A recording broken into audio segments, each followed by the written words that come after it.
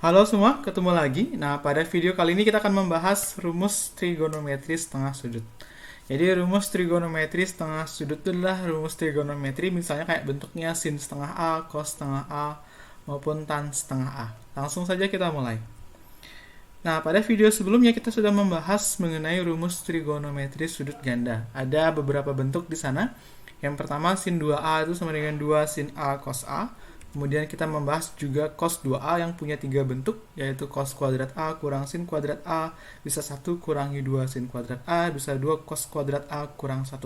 Nanti dipakai tergantung keperluan. Kemudian yang terakhir kita juga sudah belajar mengenai tan 2A, yang rumusnya adalah 2 tan A per 1 kurang tan kuadrat A. Ketiga rumus ini semua diperoleh dari rumus jumlah. Nah, untuk video kali ini yang dipakai adalah dua rumus terakhir dari rumus kosinus sudut ganda. Ini yang digunakan untuk menentukan rumus trigonometri setengah sudut. Nah, rumus trigonometri setengah sudut yang pertama yang itu sin setengah A, itu rumusnya adalah akar setengah kurang setengah cos A. Rumusnya agak jelek, tapi lama-lama juga kalian biasa. Nah, rumus ini diperoleh langsung dari rumus kosinus sudut ganda yang tadi. Kalau kalian masih ingat yang tadi, cos 2x itu misalnya, kalau kita ambil variabelnya x, itu sama dengan 1 kurangi 2 sin kuadrat x. Nah, kalau kita jadikan sin x sebagai subjeknya dia, kita punya 2 sin kuadrat x sama dengan 1 kurangi cos 2x, tinggal pindah-pindah ruas. Kemudian kedua ruas kita bagi dengan 2, diperoleh sin kuadrat x sama dengan setengah kurang setengah cos 2x. Dari sini diperoleh sin x itu sama dengan setengah kurangi setengah cos 2x. Nah, kalau sekarang x-nya kita misalkan dengan setengah A, x-nya kita ganti dengan setengah A, maka rumus ini akan menjadi rumus sinus setengah sudut yang tadi. Yaitu kita peroleh sin setengah A sama dengan akar dari setengah kurang setengah cos A. Oke, itu pembuktiannya. Nah, untuk rumus kosinus setengah sudut itu hampir sama dengan yang tadi. Rumusnya hampir sama juga. Cos setengah A itu sama dengan akar setengah plus setengah cos A. Jadi bedanya untuk sin itu rumusnya negatif, kemudian untuk cos itu rumusnya pakai positif. Jadi bentuknya sama setengah dengan setengah cos A. Nah, dapatnya juga hampir sama dari rumus kosinus sudut ganda, hanya saja dari versi kosinusnya dia. Sama kayak tadi, tinggal pindah-pindah ke ruas, cari cos x-nya, nanti diperoleh cos x sama dengan setengah tambah setengah cos 2x. Tinggal substitusi x sama dengan setengah A, nanti diperoleh rumus kosinus setengah sudut seperti yang tadi. Oke, itu untuk kosinus. Nah, yang terakhir yang kita bahas adalah rumus tangen setengah sudut. Ini sebenarnya nggak usah dihafal karena rumusnya ada 3 bentuk. Jadi nanti kalau misalnya kalian ketemu soal yang menanyakan rumus tangen setengah sudut, ya kalian bisa hitung sinnya atau cosnya. Jadi sana gunakan perbandingan segitiga siku-siku baru bisa dihitung tan setengah A. Jadi bisa dihitung tanpa harus ingat rumus ini. Cukup hitung sin setengah A atau cos setengah A, dari sana hitung tan setengah A. Tapi jika kalian memerlukan rumus ini, rumusnya ada 3, nanti bisa akar 1 kurang cos A per 1 plus cos A, atau bisa pakai sin A per 1 plus cos A, bisa juga pakai 1 min cos A per sin A. Jadi ada banyak variasi.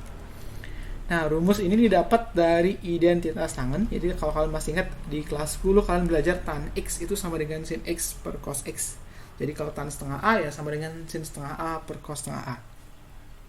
Nanti tinggal ganti sin setengah A dan cos setengah A dengan rumus yang tadi diperoleh seperti ini. Nanti kedua ruas kalikan dengan akar 2 biar hilang per 2-nya semua.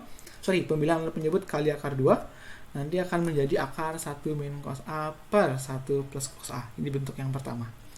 Nah, untuk ketemu bentuk 2 yang lainnya itu kita bisa lakukan 2 hal. Yang pertama, jika pembilang dan penyebut dikalikan 1 plus cos A semua, akar 1 plus cos A di pembilangan dan penyebut, nanti yang di atas akan otomatis menjadi bentuk selisih kuadrat, jadi 1 kurang cos kuadrat, sedangkan yang di penyebut karena sama, otomatis jadi bentuk kuadrat sempurna. Kemudian 1 kurang cos kuadrat itu sama dengan sin kuadrat, tinggal diakarkan, otomatis menjadi sin A per 1 plus cos A. Nah, bentuk yang kedua tinggal dikalikan dengan 1 kurang cos A. Jadi yang di atas nanti jadi bentuk kuadrat, yang di bawah jadi bentuk selisih kuadrat. Nanti kan ketemu 1 kurangi cos A per sin A. Oke, kita masuk ke contoh soal. Yang pertama, tentukan nilai dari sin 22,5 derajat. Ini soal yang umum bisa dibahas. Nah, gimana menghitungnya? Kalau kalian masih ingat, 22,5 itu adalah nilai dari setengah dari 45 derajat. Jadi setengah dari 45 derajat. Sehingga dari sini kita punya sin 22,5 pasti sama dengan sin dari setengahnya 45 derajat. Ini bentuk sin setengah sudut, makanya diubah jadi bentuk sin setengah sudut. Berarti berubah menjadi setengah kurangi setengah cos 45 derajat. Tinggal ganti cos 45 derajat dengan setengah akar 2. Kemudian kita bisa sederhanakan. Atau yang paling gampang kita bisa samakan penyebutnya. Ini per 2 per 4, berarti yang pecahan yang pertama dikalikan 2 per 2, nanti ketemu 2 kurang akar 2 per 4. Tinggal diakarkan, atasnya nggak bisa diakarkan, bawahnya bisa diakarkan, nanti ketemu setengah akar 2 kurang akar 2. Nah, soal yang kedua, jika X merupakan suatu sudut lancip dengan sin X sama dengan 3 per 5, maka nilai dari cos setengah X itu berapa? Nah, rumus cos setengah X itu perlu nilai dari cos X. Makanya pertama kita cari cos X dari sin X. Nah, yang kita punya sin X-nya 3 per 5, berarti depannya 3 miringnya 5. Kemudian karena X merupakan sudut di kuadran 1, berarti nilai cos-nya positif. Karena depannya 3, miringnya 5, dapat sampingnya 4, makanya cos X-nya dapat positif samping per miring, berarti positif 4 per 5. Setelah itu tinggal ganti ke rumusnya, kita dapat nanti setengah kurang setengah, cos-nya ganti dengan 4 per 5, nanti hitung dapat 5 per 10 kurang 4 per 10, tentunya harus samakan penyebut. Dari sini dapat nilainya sama dengan akar 1 per 10 alias 1 per 10 akar 10. Kalau kalian masih ingat cara merasionalkan bentuk akar. Oke, itu yang kedua. Nah, soal yang terakhir untuk materi kali ini, jika kita misalnya punya X suatu sudut tumpul dengan sin X sama dengan 24 per 25, maka nilai dari tan setengah X berapa? Nah, ada banyak cara untuk tan, jadi kalian bisa hitung sin setengah X dulu atau cos setengah X dulu, tapi untuk kali ini kita hitung pakai rumusnya saja. Nah, seperti tadi, sin X kita punya 24 per 25, dari sana bisa dihitung cos X berarti. Karena sin X 24 per 25, berarti depan 24, miring 25, sampingnya dapat 7, pakai Pitagoras. Nah, kemudian karena X sudut di kuadran kedua, makanya harusnya cos bernilai negatif. Makanya cos X-nya adalah negatif samping per miring, berarti negatif 7 per 25. Dengan demikian kita bisa hitung tan setengah X, rumus yang dipakai ya terserah nanti. Untuk kali ini kita pakai sin X per 1 plus cos X. Kalian bisa pakai rumus yang lainnya, jawabannya pasti sama. Tinggal ganti biasa, sinnya ganti dengan 24 per 25, sedangkan cosnya diganti dengan negatif 7 per 25. Samakan penyebutnya untuk di penyebut, sehingga ketemu nanti 24 per 25 per 18 per 25, sama-sama kali 25, biar hilang per-pernya.